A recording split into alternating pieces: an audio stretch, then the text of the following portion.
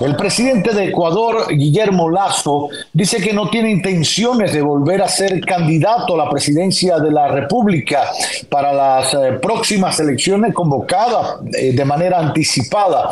Estas declaraciones las hizo luego, por supuesto, como ya les decía, de disolver el Congreso Nacional tras un juicio político al que fue sometido en su contra y que era casi seguro terminaría en su destitución. Lasso decidió poner fin al Congreso, a esta legislatura, antes de que esto sucediera.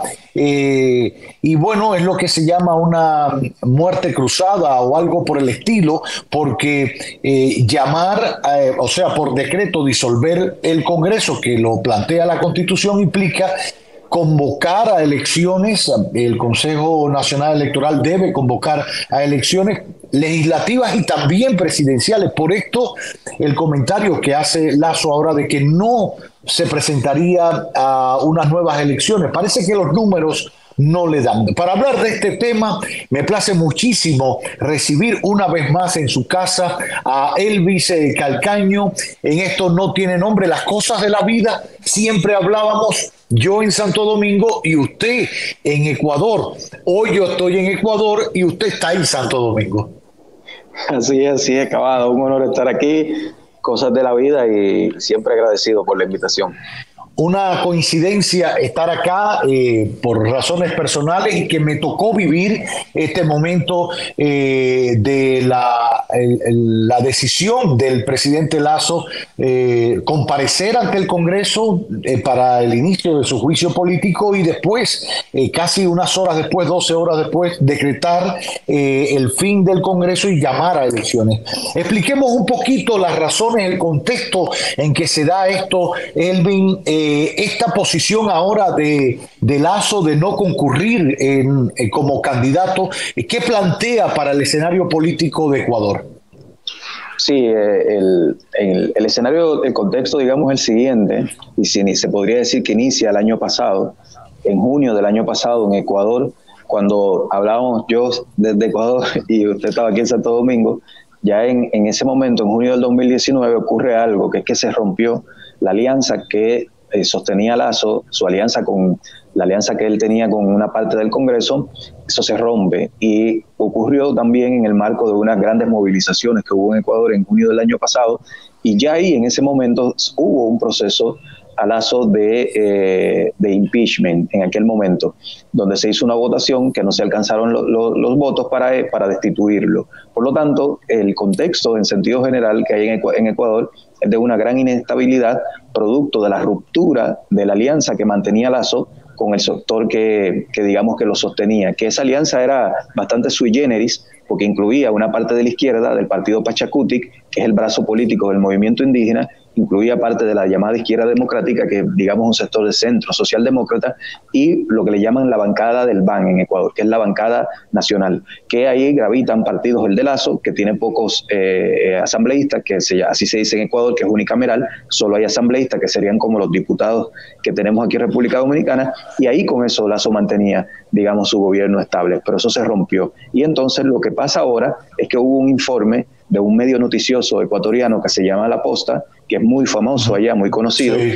Ellos hicieron un reportaje donde señalaban en ese reportaje que hay familiares de Lasso, su cuñado, entre otros, vinculados por un lado al narcotráfico y por otro lado vinculado a un caso de peculado en Flotep, que es una empresa pública ecuatoriana, que tiene que ver con el tema del petróleo. Entonces, a partir de ese informe, se inicia un proceso de impeachment en el Congreso ecuatoriano, de la Asamblea Nacional Ecuatoriana, para destituir a Lasso.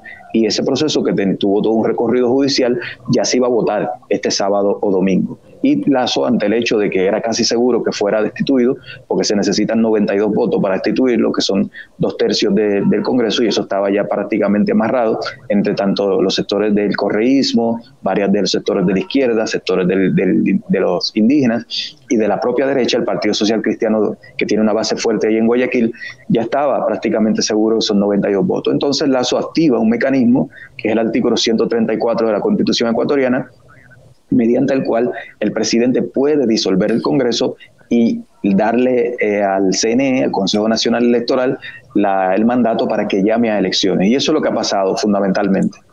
Ahora, una pregunta. Para convocar a esta disolución del Congreso y llamar a elecciones, como bien decías, a través del Consejo Nacional Electoral, legislativas y presidenciales para formar nuevo gobierno, nuevo gabinete, hay una serie de condiciones. O sea, debe haber un estado de excepción o de una crisis en el país, según he leído. Por eso creo que el Tribunal Constitucional también debe pronunciarse para saber si los argumentos o los presupuestos que tenía Lasso para disolver el Congreso existían realmente de acuerdo a lo que plantea la Constitución. En tu opinión, ¿existían? ¿Fue un recurso que utilizó Lasso, como bien decías, para evitar su destitución? ¿Será refrendado por el Tribunal Constitucional? De hecho, el Tribunal Constitucional lo refrendó. Ayer tarde salió, casi en la madrugada. En Ecuador hay esa cosa de que decisiones judiciales fundamentales salen de madrugada, como a las 2 y a la 1, a las 2, una cosa bastante llamativa. Y entonces el Tribunal Constitucional refrendó el llamado. Ahora bien, viéndolo desde una perspectiva, digamos, más allá de la mecánica jurídica, digamos, sí es verdad que las causales para un presidente disolver el Congreso en Ecuador tienen que ser una conmoción social, así se dice, y que sea constatable en términos de movilizaciones en la calle, en términos de la propia prensa que se pueda contratar, o un bloqueo, se llama en el Congreso. Ninguno de esos dos factores parecería que se estaban dando.